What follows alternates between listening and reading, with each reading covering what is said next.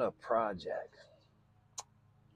Oh, hey everybody. How you doing? Welcome back to This Is What We Do. Didn't see you standing there. You got me again.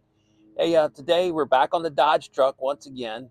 This time, fun job, ball joints. But also we're going to be changing out the coil springs too. We're going to clean everything up. We've got new camber bolts. We got to do some pressing of some joints out. One joint unscrews.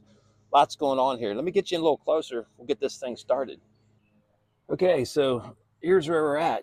The upper control arm here, we've got to remove this by way of taking the ball joints loose, which hopefully the sun's not messing up this picture too bad. This upper ball joint unscrews. The lower one down there, it presses out. We've got some nuts we got to take loose also.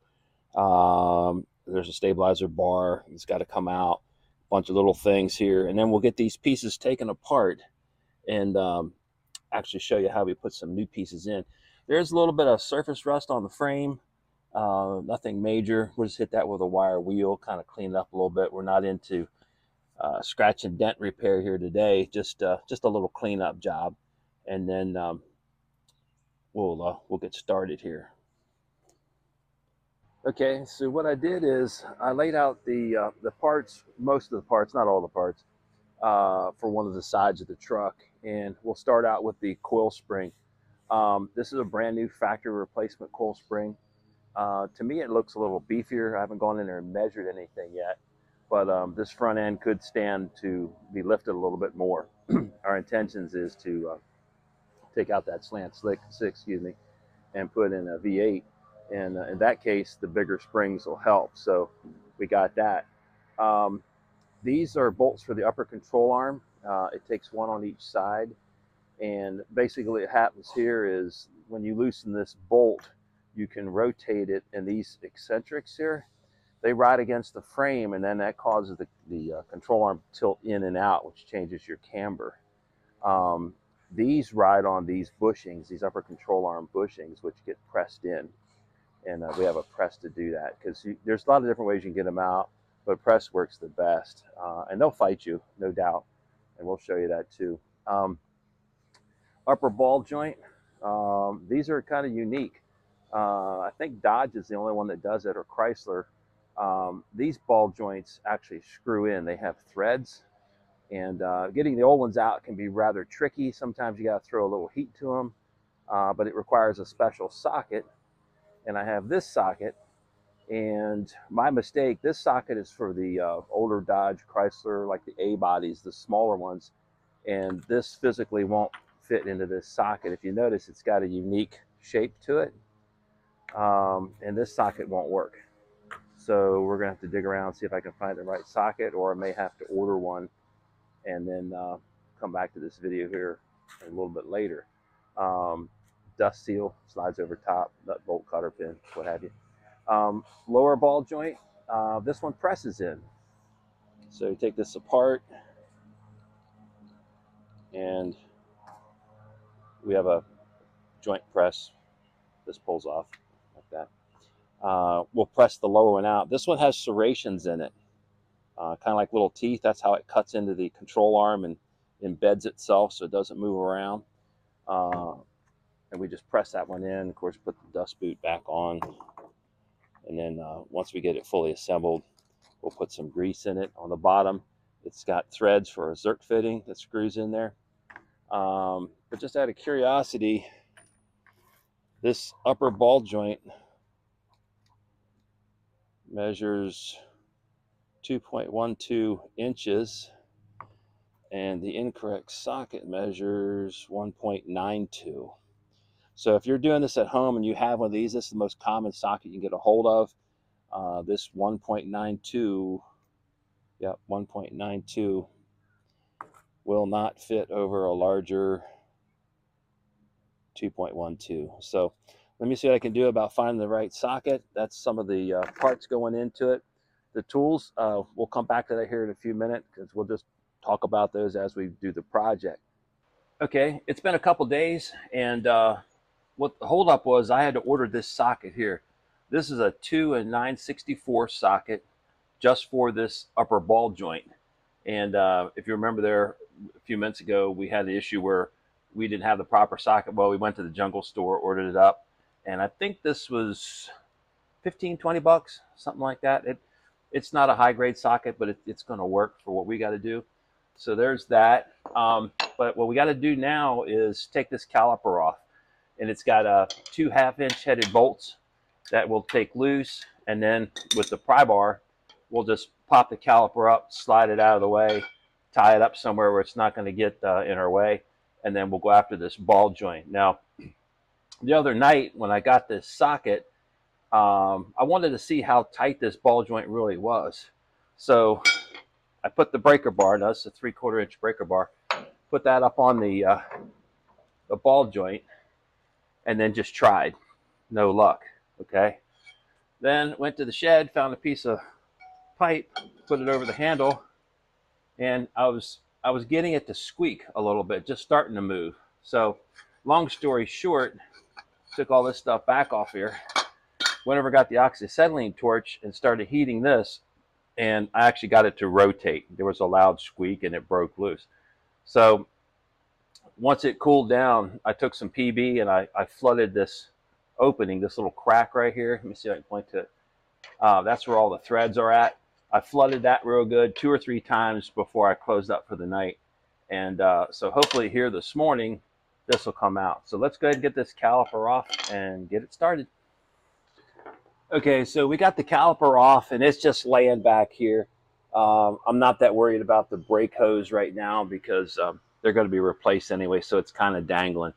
To try and slip that caliper through behind the spindle and the spring, there's just not enough room. And just for the sake of time, I'm just going to let it dangle. So what we did is on the back side here, there's a nut. It's a 15/16 nut, and I just got me a good old Craftsman wrench here. Took the cotter pin out, and I got this nut unscrewed to the point where it's probably got 3 or 4 good turns onto the ball joint stud. But what we want to try and do is break this loose. I can get this joint out still attached to the spindle, but I think it'll give us a little more room. So let's just try it. There's a couple different methods of doing this. I'm going to try the quick one first. It might fail, but let's just try it anyway. So what we're going to do is just take a heavy hammer. This is probably not the biggest one I should be using, but it's just a normal size ball peen. And we're going to go up against the spindle here and give it a couple good whacks and see if this will separate.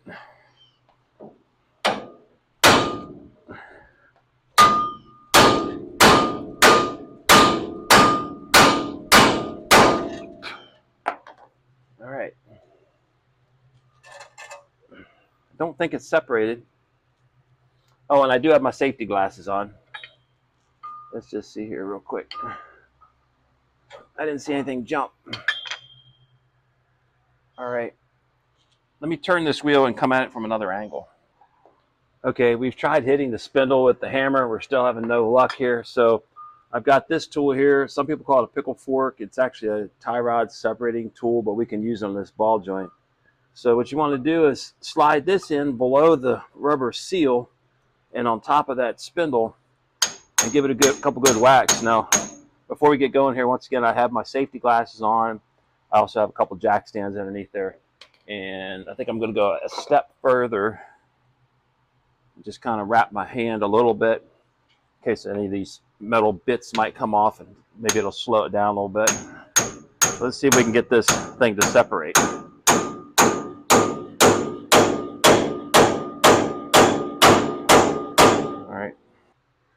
All right, let me let some pressure off this floor jack a little bit. I didn't hear anything pop, but it could have. Let's see here. Yeah, it's really not holding any weight. All right, let's go for it a little bit more. Whoop, almost got myself.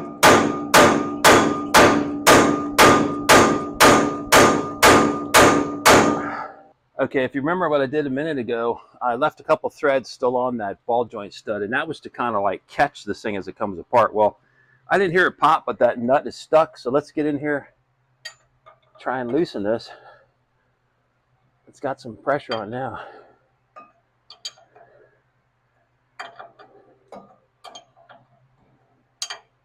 Looks like it is moving.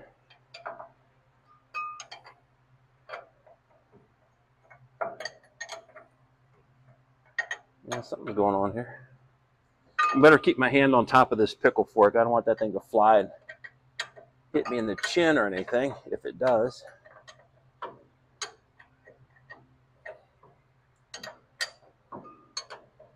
And we have the floor jack underneath it catching it.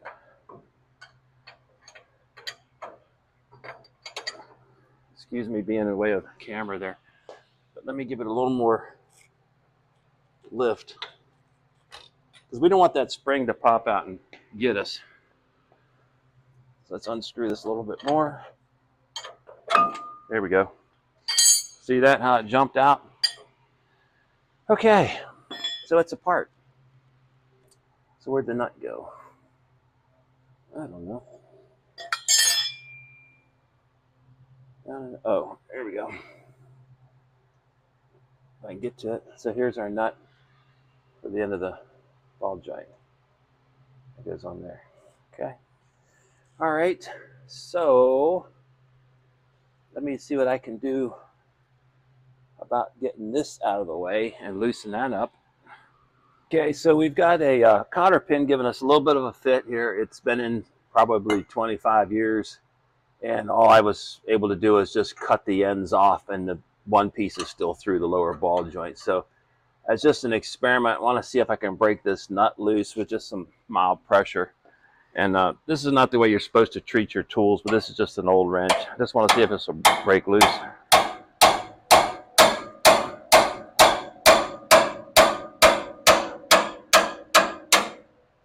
And it is turning. Let's see here. I always take a little WD, or this is WD with silicone. Keep it wetted up. Cuts down on friction. Oh yeah, she's coming loose pretty easy.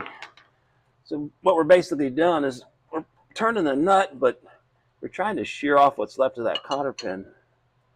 And I'm not 100% if that's working yet or not. Yeah, let's try this again.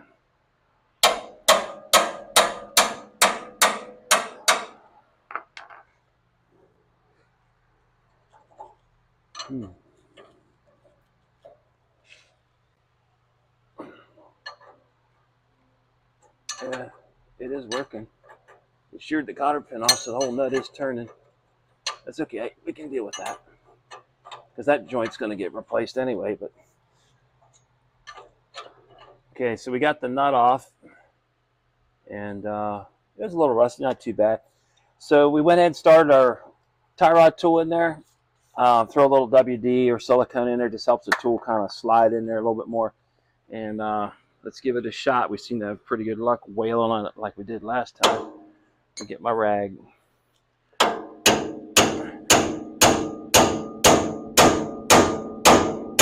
Get my hand out of the way.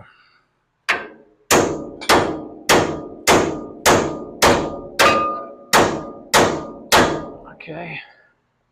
So after some deep thought, I figured just keep hitting on it.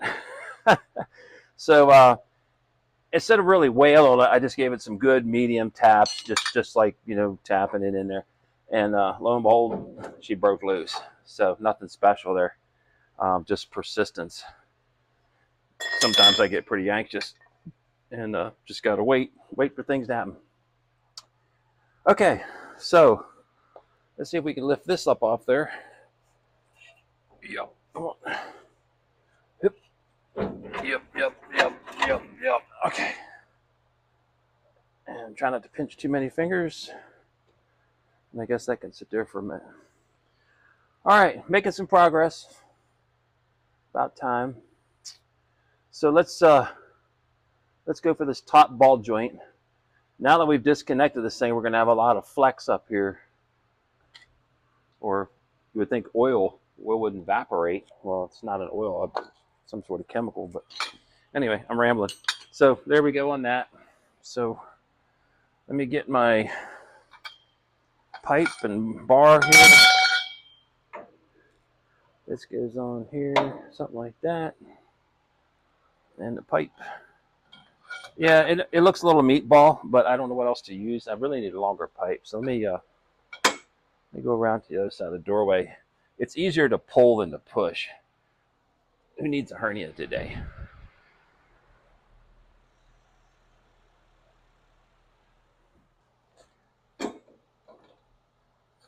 Let's see if this thing will unscrew. I did the other night. There you go. Oh yeah, cool. Like I say, I threw heat on it the other night to get it to break loose. The blaster must have done something.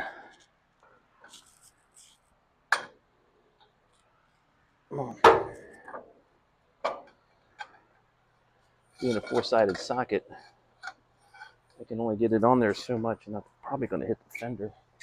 Let's see that. I go for a ratchet, but I know darn well I'd break a ratchet. Come on. Right, excuse me. Jump around this side.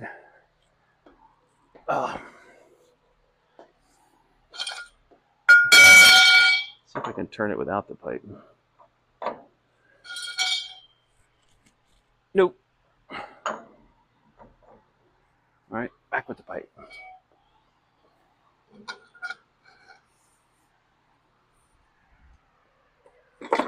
Whoops. All right. Yeah. Yeah. Back around. Try this again. Yeah. Man. Putting a new one in might be really fun. We'll put some anti-seize on there or something. But in my past experience with Mopar, once you get the first one out, the second or the third is a whole lot easier. And I guess at some point, the control arm itself will get worn and you'll have to replace it, or you've worn out the threads. But this guy does not want to come out. It is, but it isn't.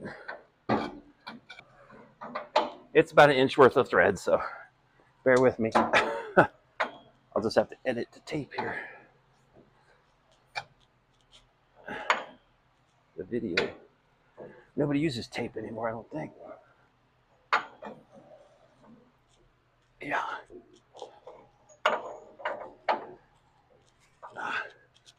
Whew.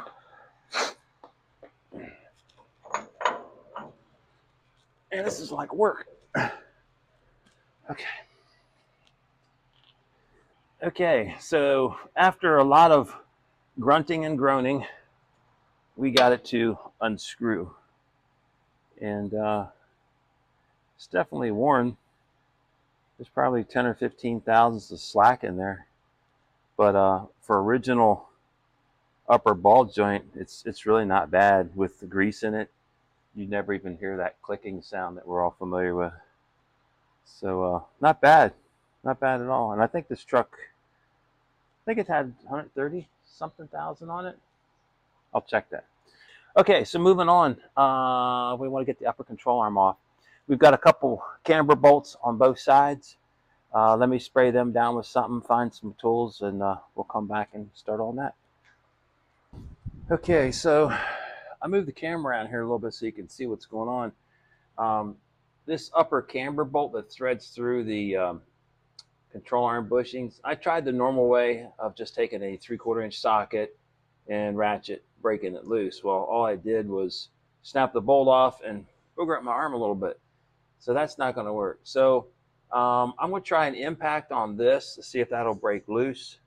And then after that, we may have to get the plasma cutter out here because I was not planning on that thing breaking off. And I had soaked these down with blaster before, but it did not want to cooperate with us. So let me see what I can find here and break this loose. All right, here we go.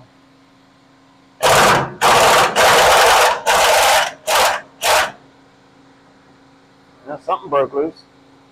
There we go. I don't want to spin that around too many times. I have that eccentric slamming against the adjuster. That'll just cause us more problems. By Joe, I think that worked. Get my pry bar down there. And just to review things, I still have my safety glasses on. For you folks that are home doing stuff like this and you got metal flying, uh, don't worry about looking cool. Get them safety glasses on, protect them eyes. So that came out. You see that the bolt broke off. Yep. Well, 30 plus years, I guess it's going through all the rust. All right. We'll keep that artifact. All right, one side's loose. Let's go to this side. I'm going to try something different on this side. I want to throw a little heat on it, get that thing warmed up first while that air compressor's running, driving everybody crazy, and we will be right back. Okay, so we put a little bit of heat on it, tapped the socket on there. I could not get the ratchet on there without using an extension. Just wanted to bind up against everything. So let me see if this will work. Got our piece of pipe out again, and I know it looks meatball, but sometimes you have to improvise. Something's moving.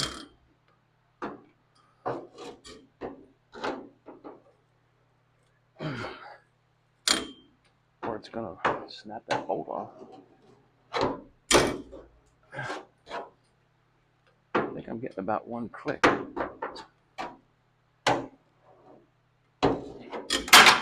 Whoa, watch out. Okay. Something broke. That's what I mean. You gotta wear them safety glasses. My light went flying. Bolt broke off. Wow.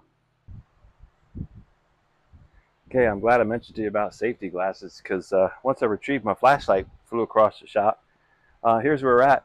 So this bolt broke off also. You can see it's stuck down the socket.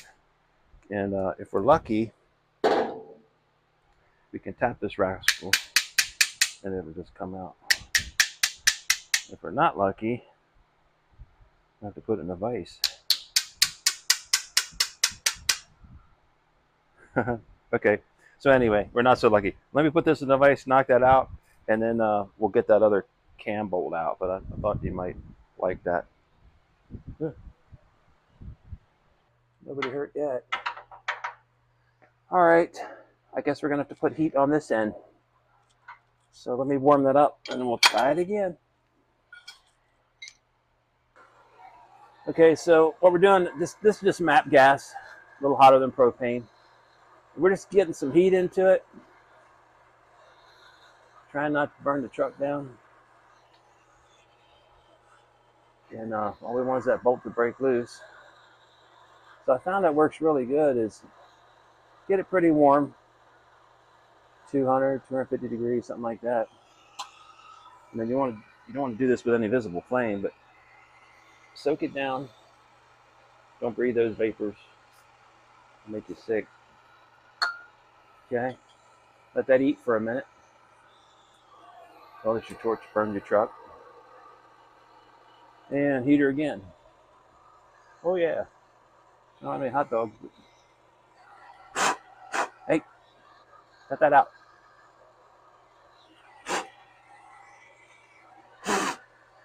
Okay. Give it a little more blaster. And we're gonna let it set for a few minutes. Try and break it loose. Let that stuff soak down in there. Okay, it's moving, but it's got that feel like it's getting ready to snap the bolt. So I'm making sure my hands are away from anything when this pipe breaks loose. I'll smash the floor. Okay.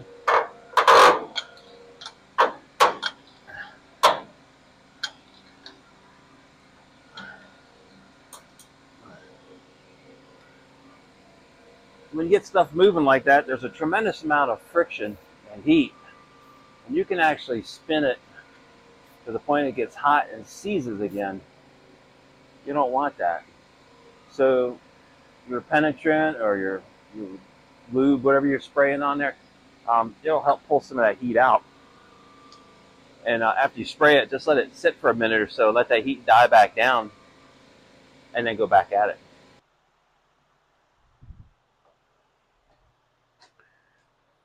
Okay, so we're back. The bolt, the eccentric that gave us a fit was this one here. and we finally got it out. And if you look closely, it is so corroded that it was biting right here and biting right here. This is really corroded badly. And then, of course, it was froze right in the middle. Um, we tried the MAP gas torch, the PB blaster, alternated back and forth, and it seemed like 45 minutes. And then finally, this thing broke loose, and I was able to take a pry bar, put it on this, and just tap it out. So that's cool. So we're down now to changing the control arm bushings out. Once we get these out, I'll probably take it outside, do a quick sandblast, clean them up, make them look nice, uh, and then we'll start installing it. There's a couple different ways you can do these bushings. You can use a hydraulic press. Not everybody's got the hydraulic press, but these tools here you can get at a local auto parts store, and they have a like a loaner program. You may have to give them a deposit, but yeah, you'll get it back, of course. But these here I got off of our tool truck at work, and it's not Snap-on. It's one of the other ones, so we'll leave it at that. But this is a ball joint press, but it also can be used as a press for these bushings, which I haven't tried this tool doing it this way yet, so this is the first time. Let's see what it does. I usually use a press, but we just want to show you different ways of doing things. So first thing I'm going to do is get a piece of sandpaper. What is this? This is 80 grit. And I'm going to clean around the inside of these bushings really well, because it's going to press from inside to out, not outside to in. And I just want it to be able to slide across this as easy as possible, rather than just force this rust through, because we're not against the clock or anything. This is just playing around. So let me go ahead and get this cleaned up and see what happens.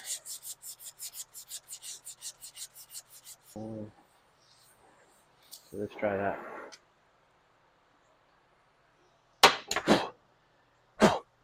Okay.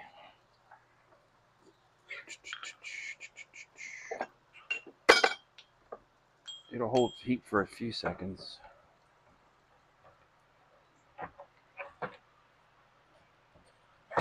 There we go. Come on, get on there. There you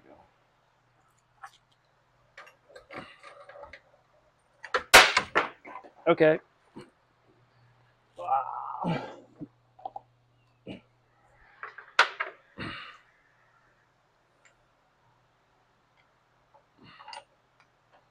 Okay, we're coming in the home stretch of disassembly here. Let me show you this control arm.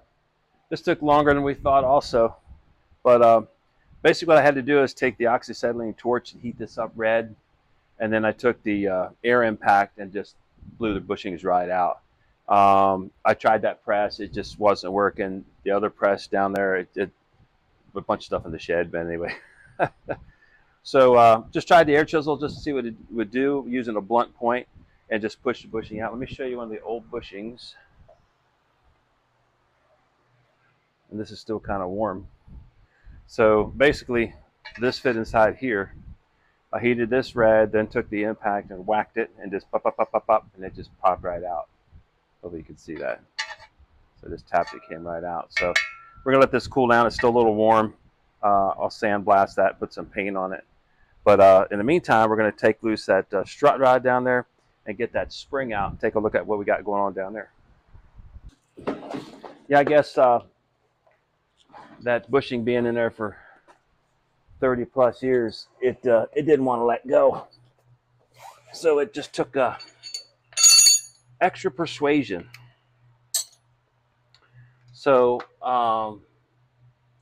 what we got now is this strut rod. It keeps the lower control arm from moving forwards and backwards under acceleration or braking. And it's actually it's got to come loose, because this has got to come down so that the shock can let loose the spring. And where'd my wrenches go? So still got my eye protection on. Just not going to take any chances.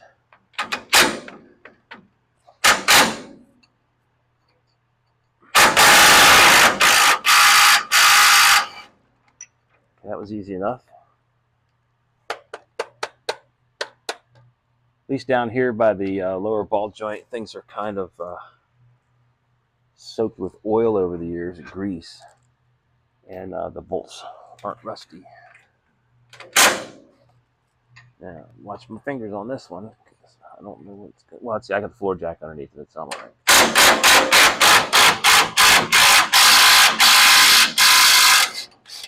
Okay, so let me talk about that floor jack again for a second. It's performing a very specific function here. You figure this spring is strong enough that it'll lift the whole weight of the front end on one side. That's a pretty strong spring, and we'll show you the new springs here in a minute. But if this floor jack wasn't here and I took this loose, it would come down to the point that the shock absorber would keep it from crashing to the floor. So that's why I left, well, I took the screws out of these two, but it's pulling through it.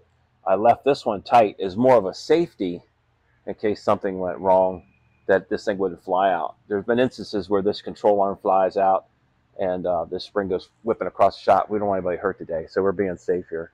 So that's what the floor jack's doing. It's actually supporting the lower control arm to keep that spring from coming out.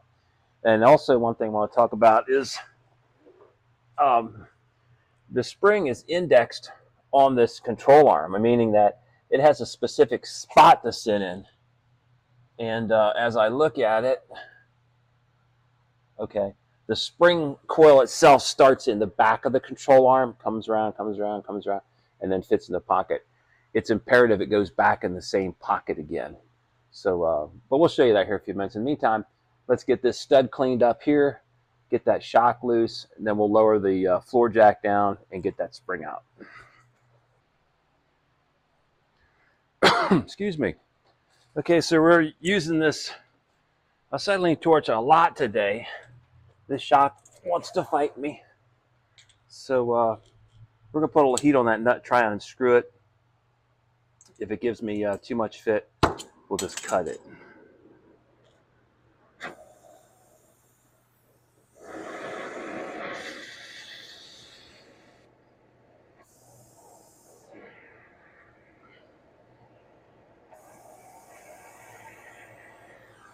So we'll just give it a little heat, see what happens.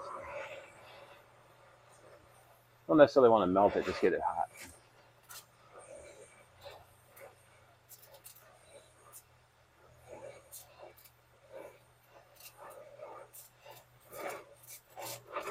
Okay, she's red.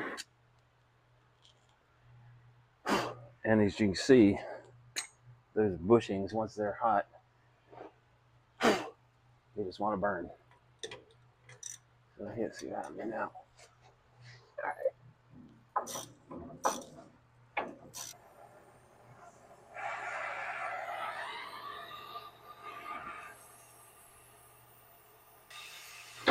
There we go. She's out. Just trying to keep the heat down so we get the shock out of here. All right. I think that might be the original shock. And boy, is it a mess. Look how heavily pitted that is. So let that there for a minute to cool. Yeah, let's see this thing here. Of course, it's all melted now. Glued in. Yeah.